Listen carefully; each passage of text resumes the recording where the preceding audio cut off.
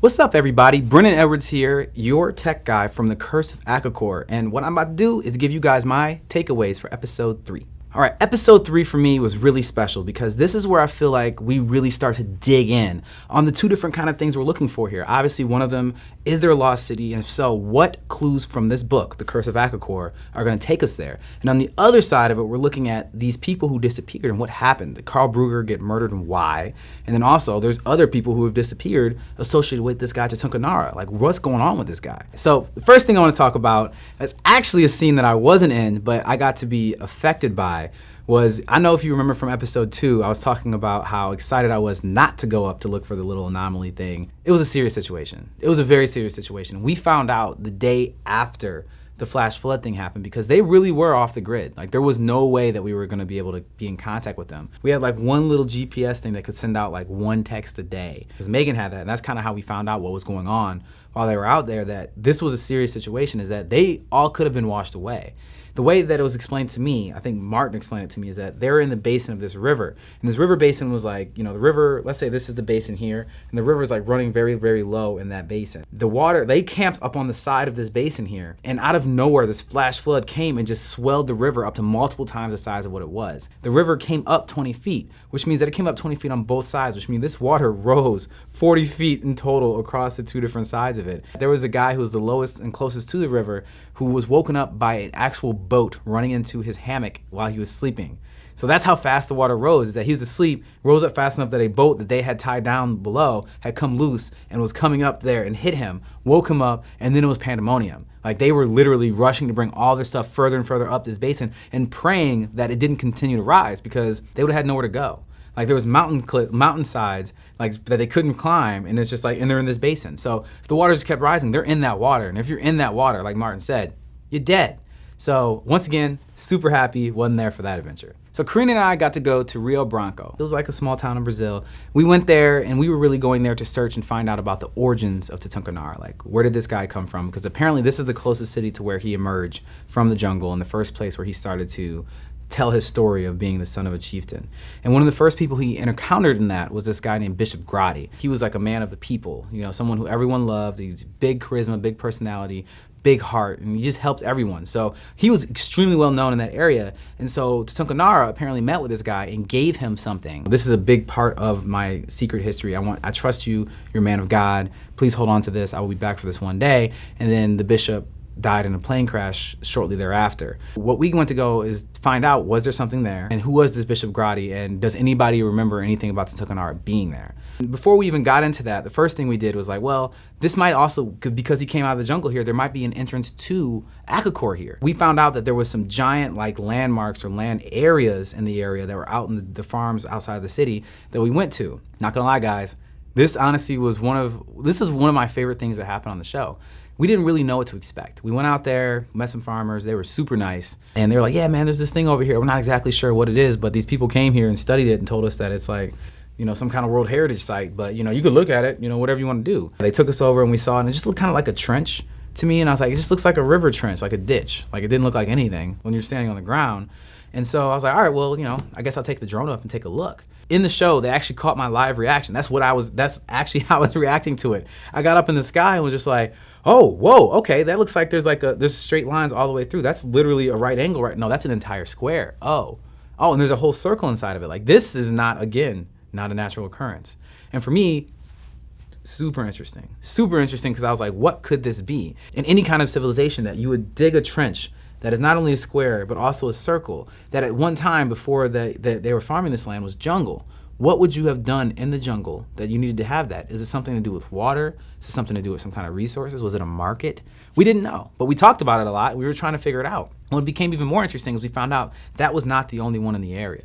There was a bunch of them in the area that were harder to get to and not as clearly defined as the one we found. But that really told us a lot. It's like, whoa, this is actually some, like, I guess you can't, it's not a petroglyph because that's a rock carving. This is something. Martin told me, something glyph. Ha! Geoglyph, that's what it's called. It's a geoglyph. It's pretty much saying that people have been here before. We obviously do not have a connection to those people, so we don't know what they were here doing, but we know they were here. We know that they did this in the land. We don't know why. And for me, super interesting.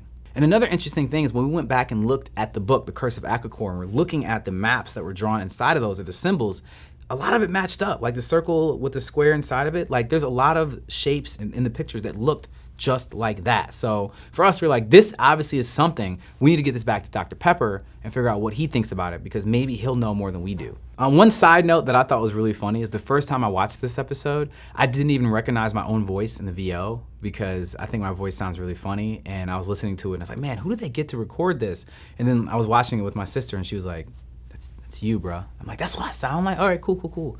It's fun. When Karina arrived at Rio Branco, one of the things that we went to is go find the church that the bishop used to worship and preach and do all his bishopy things at. And we went there and we were told that there was some kind of like, plaque or something for him. So went to the church, they let us in the church, they were super nice. We were going around looking, it was really pretty, it was really cool. Honestly, I actually remember this was the only day of the entire expedition where I wasn't feeling well. Like I was sick and I don't know why. It wasn't like sick, I was like exhausted. But all that to say is that I still found his memorial, and it wasn't actually a memorial. What it was his entire tomb was inside of the church. Like they buried this entire man in a stone tomb in the church.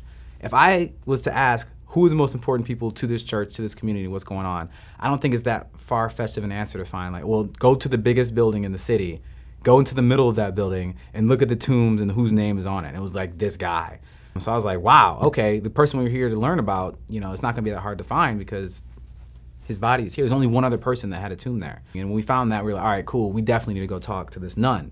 Back to Martin and Megan. Martin Moose Pepper, this guy was dead serious about like wanting to be, how frustrated he was about they couldn't continue further. They did run out of supplies. They were told that they had to leave, had to come back. And he's dropping some F-bombs. Like, he was legit upset. There was no acting involved. Like, he was very upset. I know Megan was just as or more upset. In that episode, we know there's something there. And it's just like, because we see the right angle, but you can't get up there because of nature. And that had to be so frustrating. And again, I'll reiterate, I am so happy I was not there. I can't even tell you how happy I wasn't there. So back to Rio Branco with me and Karina. And we're talking to Sister Mariella. What's her name? Marinella. And she was super nice. She was also super skeptical of us. She didn't know what it was we were there to do. Because you have to imagine, if you're in her shoes, it's like, all right, these people come, this random woman from Brazil, who actually is famous in Brazil, so I don't know if she knew who she was or not, but pretty much anywhere we went with Karina, people knew who she was. And some random guy, some random gringo, American guy, like just showing up like, hey, let me ask you questions about this dead bishop that died like 30 years ago in a plane crash, that you knew because you were serving at the same time as him. But honestly, it's not actually about just him. We want to ask about a person that he knew that came out of the jungle and claimed to be the chieftain of this. Like, you know what I'm saying? Like, can you imagine being in her shoes? Like, wait, what? What are you asking me? I don't know. Like, she was just like, I don't know about this person. No, the bishop didn't leave anything from this guy for me. It was really, for me, it was funny because I couldn't understand what she was saying, but her body language, she was like, I'm going to be very polite with you, but I don't know what it is you're talking about. We could talk about the bishop. He was great. Yeah, great man. Yeah, the plane crash. I don't know. It was just a plane crash. Like, I don't know what to tell you. Like she just deadpanning, just like, yeah, he was a good guy. That's it. I was like, all right, cool. Thank you. And I don't know if you've ever been in a situation where somebody else is translating for you, but also asking their own questions. It's just like both hands are tied behind your back in this conversation because it's like, I don't understand what you're saying. She sometimes would translate to me, sometimes she wouldn't.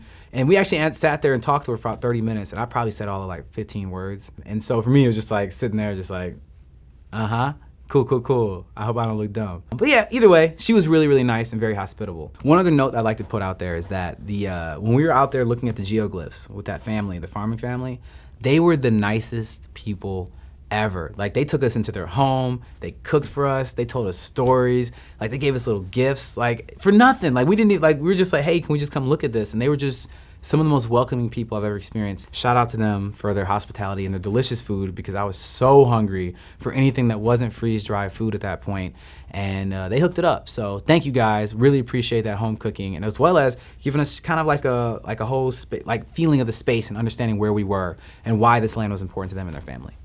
And shout out again to Bobby and Paul. Thank you guys so much for your hard labor that you guys are doing in this episode as well. As I was going through this town and these jungles and these little things and like figuring out and going out in the field and doing it, going to these churches, talking to these people in other languages, y'all was investigating in the biggest city in Brazil on the computers, working so hard. Thanks, guys. Doing the work. Doing the work. I love them, though. I love them. They really did do the work, but come on, man. Come on. I'm just saying, I'm the tech guy. Like, I could have helped with the Skype or something. All right, guys, that's my takeaways for episode 3. Episode 4 is incredible. May or may not have already seen it. And I can't wait to tell you guys my thoughts on that. So please, please, please check out episode 3. Let me know what you think in the comments. Whatever you got to say, I'd love to talk about it. If you want to hear anything else or is anything else you have questions about, put it below and I will respond or respond in video so you and everyone else can know what you were wondering. So talk to you soon.